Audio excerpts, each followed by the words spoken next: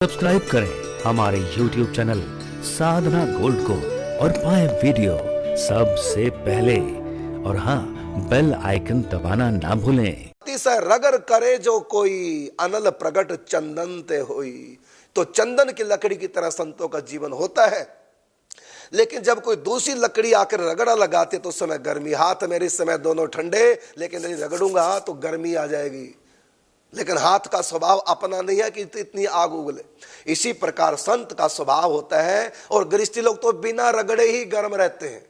फिर कहना चाहूंगा हर गृहस्थी नहीं, क्योंकि मेरे पास जो आते हैं केस मैं देखता हूं और स्वयं अनुभव भी करके मैंने देखा, ये तो बिना रगड़े ही गर्म रहते हैं, ईर्ष्या में जले रहते हैं। पड़ोसी की यहां कार आ गई, अरे उसने कमाया, कार आ गई, तुम क्यों जल रहे हो? कोई रगड़ लगी है, कोई नहीं लगी रगड़, आदत है जलने की। सामने वाले का अधिक सम्मान हो गया। आपने देखोगा हम जब कथा करते हैं भागवत, तो कहीं कहते हैं कमेटी वाले कि कार्ड छपेंगे उसमें नाम लिखवाना है, आप थोड़ा अनाउंस करो कमेटी वालों का नाम। मैं कहा नहीं करूंगा, क्योंकि अगर एक का भी रह गया नाम अनाउंस करना, उसमें तो आग लग जाएगी। वो तो पहले से गर्म है, अकेला ही गर्म हो जाएगा। तो संत तो तब गर्म होते हैं। और संत को गर्म होने में मेरे अपने अनुभव की बात बता रहा हूं। एक मैं संत को जानता हूं, 20 साल से जिसके ऊपर लांछन पे लांछन, लांछन पे लांछन, क्या क्या लगाए जा रहे थे, लेकिन संत शीतल 20 साल के बाद उनको क्रोध आया। 20 साल के बाद क्रोध आया, और जब उनका क्रोध आया तो सब जल गए क्रोध में उनके। ये संतों का क्रोध है। तो अतिशय रगर करे जो कोई अनल प्रगट चंदन ते हुई। फिर कोई उनके क्रोध को शांत नहीं कर सकता। काल भी सामने आ जाए तब भी क्रोध को शांत नहीं कर सकता। और संसारी लोगों को क्रोध ऊपर से डंडे वाला जाए, तुरंत हाथ जोड़ लेंगे, तुरंत माफिया मांग लेंगे, वो तुरंत ठंडे हो जाएंगे। लेकिन उनका ठंडा होना भी ठंडा होना नहीं माना जाता, क्योंकि वो फिर दोबारा छुरी चलाएंगे, फिर उनकी हरकत होनी। तो मैं उस संत को जानता हूं, अपने अनुभव के आधार पे कह रहा हूं। उस संत को गर्म करने में लोगों को 20 साल लग गए। और फिर जब गर्म हुए संत, लेकिन वो गर्मी संतों की नहीं थी, गर्मी उन्हीं लोगों की थी जिन्होंने उनको गर्म किया है। और फिर जब गर्मी आई संत को, सब हाथ जोड़ गए संतों के आगे, प्रणाम तक नहीं किया देवऋषि नारद जी को। और जब गर्मी आई देवसी नारद जी को, चरणों में गिर गए। और उसके बाद फिर जब श्राप दिया, टाल गए श्राप को, गए ना, फिर पेड़ बनना पड़ा। कहां तो देवताओं के पुत्र थे, स्वयं देवता थे, और बन गए ना पेड़। तो अतिशय रगर करे जो कोई अनल प्रगट चंदन ते हो। ये संत फिर श्राप देते हैं, भले मुख से ना दे। संतों को जो सताने वाले लोग हैं, और मैं सब संतों को कहना चाहूंगा, राधा कृष्ण परिवार के रोटी पानी से संतों की सेवा नहीं करेगा। जो भी किसी संत को सता रहा है, यदि संत का दोष नहीं, राधा कृष्ण परिवार में आके फोन करे।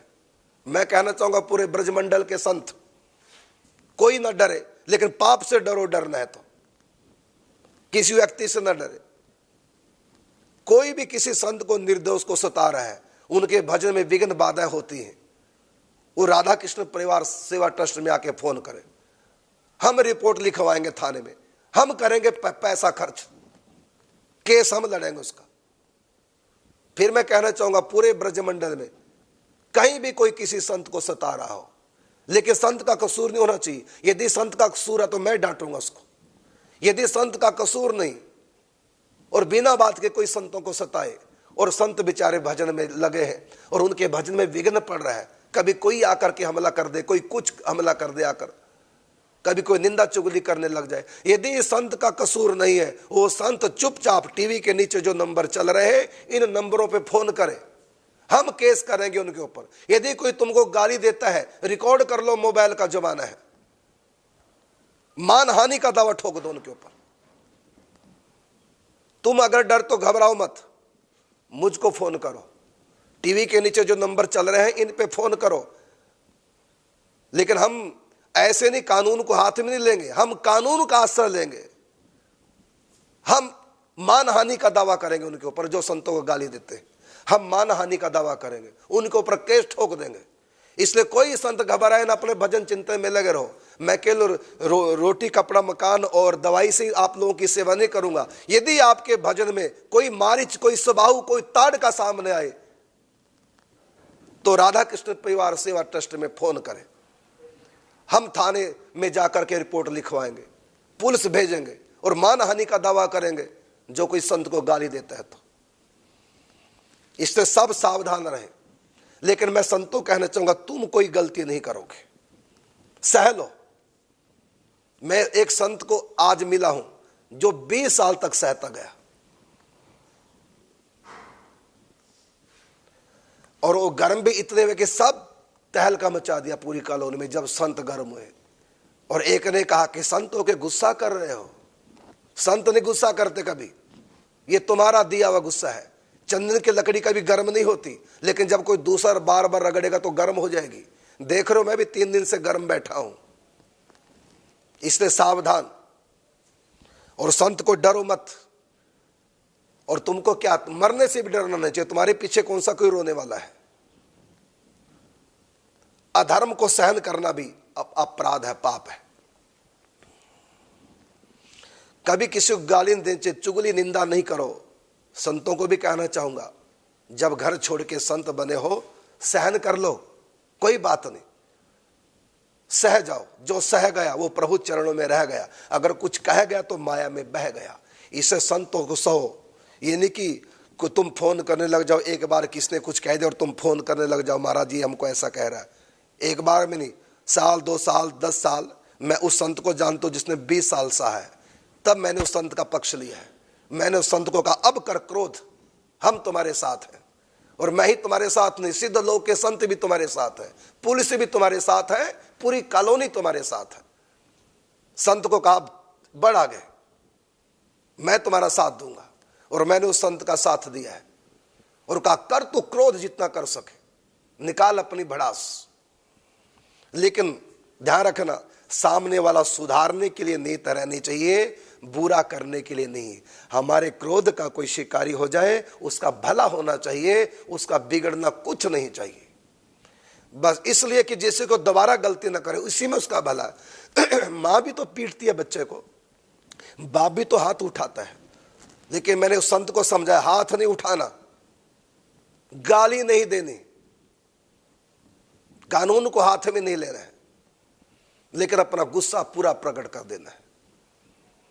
सामने वाला जल्लत के मारे झुक जाए। और फिर सामने वाले ने माफी मांगी, और मैंने फिर संत को कहा, अब क्षमा कर दो। लेकिन उस संत ने कहा कि मुझसे तो माफी मांगी, इसने अपराध और संत के साथ भी किया है। एक ऐसे संत जो पहले गृहस्थ थे, विरक्त हो गए, पत्नी की मृत्यु हो गई, 3 बेटियां शादी हो गई, एक बेटा एक्सीडेंट से मर गया, बेटियां तीनों अपने घर, बेटा रहा नहीं, अब अकेले रह गए, पत्नी भी शरीर छोड़ गई, अब कुछ नहीं रहा उसके पास। मकान बेच दिया, राधा कृष्ण परिवार सेवा ट्रस्ट के हॉस्पिटल में लगा दिया। मैं बता रहा हूं संत की कुर्बानी कितनी है।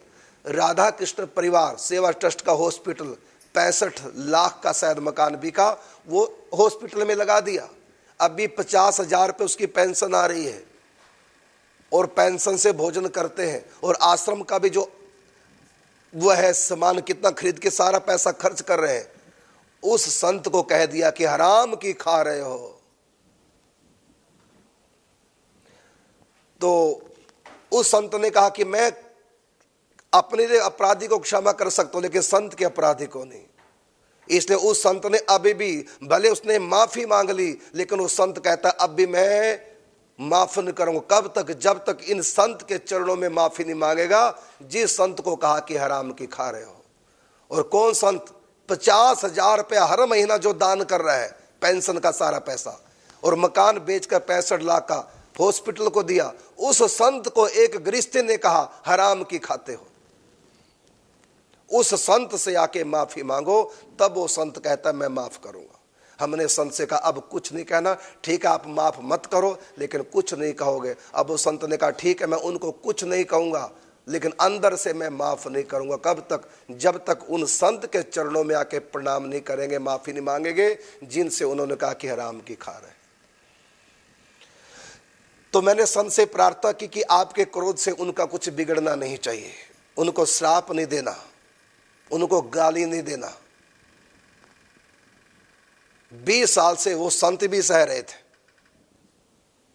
इसलिए संतों के ऐसे पावन पवित्र क्रोध को मैं नमस्कार करता हूं, जो दूसरों के पापों को उनको बचाने में उनकी मदद करता है। दूसरा व्यक्ति जो पाप पे पाप, निंदा पे निंदा किए जा रहा था, तो उस संत के क्रोध करने से उस व्यक्ति ने माफी मांग ली और कह दिया कि आज के बाद मैं कभी ऐसी गलती नहीं करूंगा। तो जिसने माफी मांगी उसको तो संत ने क्षमा तो कर दी, लेकिन आधी क्षमा की, आधी नहीं। उस संत को भी माफी मांगे जिस संत को कहा था कि हराम की खा रहे हैं, यदि अपना भला चाहते हैं। और ये क्रोध नहीं था, ये कृपा थी संत की, क्योंकि पाप से रोकना और अपने खास व्यक्तियों को इस संत का धर्म बनता है, कोई ऐसा अपराध न करे। संतों का क्रोध भी कृपा के लिए होता है। देव ऋषि नारद जी के क्रोध का शिकार जो बने, उनको भी श्री कृष्ण के दर्शन हुए, वृक्ष बन गए, दंड तो मिला, लेकिन अंत में भगवान के दर्शन हुए। तो इसलिए क्रोध भी करना चाहिए।